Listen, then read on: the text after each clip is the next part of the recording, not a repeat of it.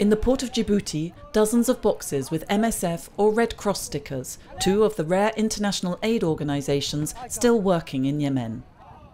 They're sharing the same boat, as this is the only way to get to Aden, the largest city in the south that has been badly hit by the fighting. Le problème, c'est que l'aéroport d'Aden est complètement détruit. The problem is that Aden Airport has been totally destroyed, so the only way in is by boat. We're lucky to be able to dock, but the port of Aden itself is quite dangerous.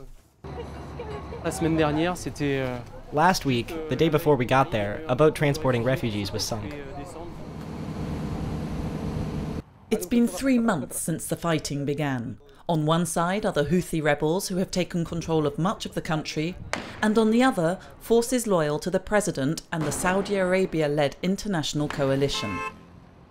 A ceasefire agreement, signed at the end of May, officially lasted 5 days, but the hostilities never really stopped. We hear the clashes, we hear bombing everywhere, so I don't believe in ceasefire. There is no truce. There is no ceasefires at all. An MSF team treats the wounded in this hospital in Aden. Every day sees more casualties caused by the fighting that is often very close by. This patient is a victim of an abdominal gunshot wound. He had severe vascular injuries. He had a gunshot wound through the aorta, and he had severe blood loss and profound shock even before we started resuscitation. Even if we continued for more than an hour with maximum resuscitation, he didn't manage to survive during surgery.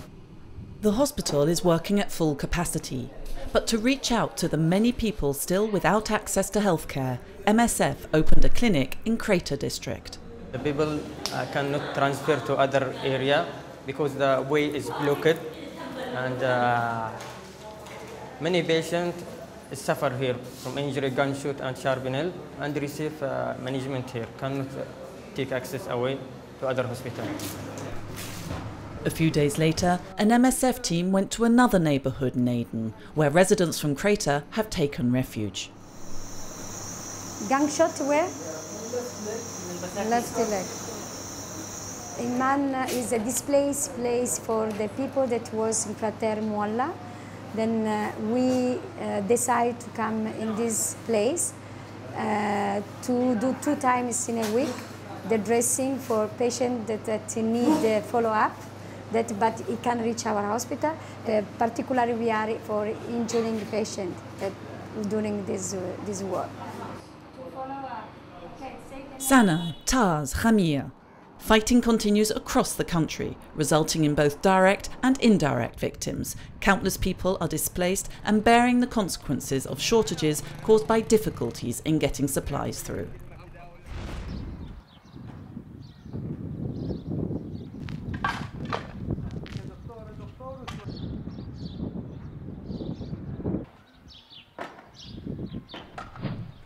In the north and centre of Iraq, it's the civilians who bear the brunt of the conflict. The humanitarian crisis is now chronic, and many displaced families have no access to sanitation or drinking water. In this village near Kirkuk, around 100 families have fled from advancing Islamic State forces. I don't think we'll ever go home.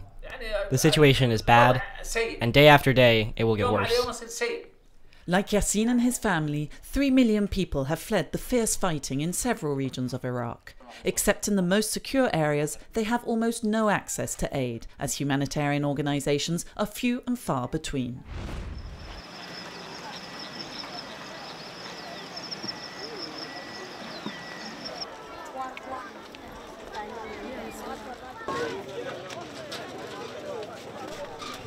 These women carry everything they own on their heads. As they arrive in this displaced persons camp in Bentiu in the north of the country, they speak of burnt-out villages, killings, looting and rape. The camp is under United Nations protection, but even then, it is no safe haven for the thousands of refugees as the fighting continues right outside. The violence-related cases we received were mainly those who got the injuries while they were in the village. They were got by a shell and also stray bullet, The second kind of injuries, these are patients we are receiving from the protection of civilians that are here in the United States, here in Bentiu. They got injuries from stray bullet, where even they are still in the two holes within the protection of civilians. Compared to previous months, the number of new patients arriving at MSF's hospital in Bentiu tripled in April, and the onset of the rainy season in these overcrowded camps will further worsen an already dire humanitarian emergency.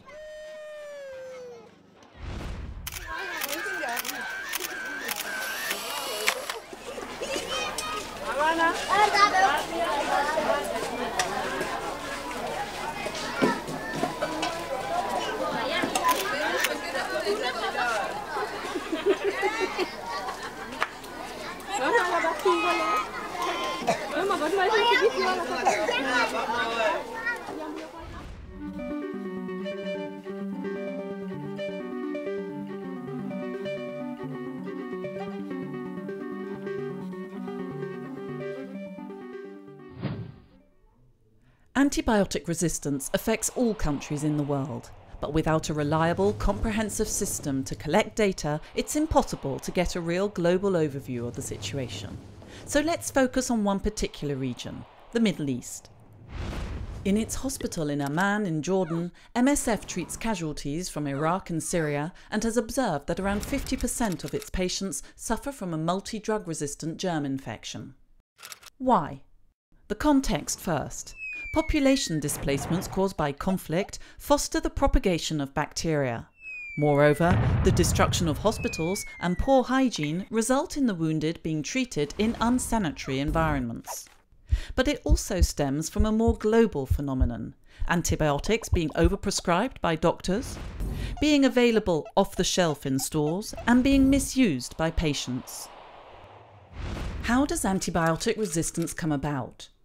Bacteria become resistant either from a random genetic mutation or because they get wise to an antibiotic with repeated exposure and thereby learn to fend it off. To understand how resistance spreads, let's take a closer look at this bacteria sample, which is similar to what can be found in our bodies. Some bacteria are good, but others make us ill, and some of these may already be resistant. When an antibiotic is introduced, most of the bacteria disappear, including the good bacteria, which are there to help our bodies defend themselves. So only the resistant ones remain, and they are free to multiply. Worse still, they can transmit the information to other bacteria, showing them how to become resistant. This can lead to severe health problems that can be extremely difficult, if not impossible, to treat. What can be done?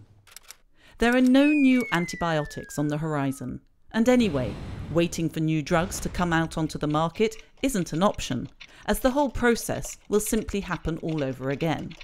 Preventing resistance calls for attacking the root causes. Firstly, the behavioural causes, making people aware of the need to use antibiotics with moderation, and better informing health workers to avoid inappropriate or over-prescription. But we must go even further and address the health system itself. Regulating the sale of antibiotics and setting up solid surveillance networks are essential. If we don't, we may as well just forget many of today's antibiotics. This is the map of Nigeria.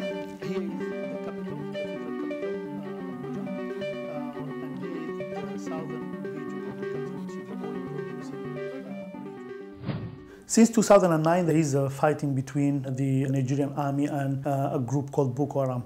Around 1.5 million people displaced from their villages and towns in Borno State and the neighboring states. More than 14,000 people were killed. Unfortunately, the crisis that big didn't have any strong presence in the international agenda.